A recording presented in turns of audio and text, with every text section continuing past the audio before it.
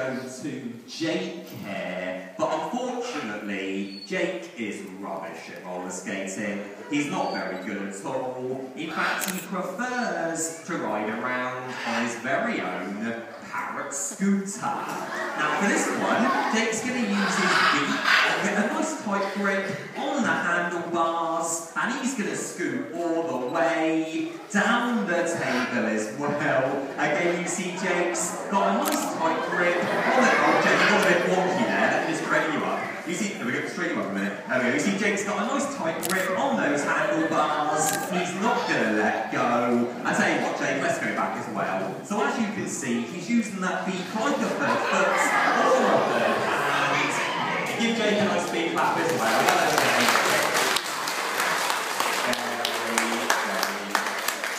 Now, that's the way Matilda and Jake both like to show us their feet and their beaks, but I'm sure the thing that everyone knows about parrots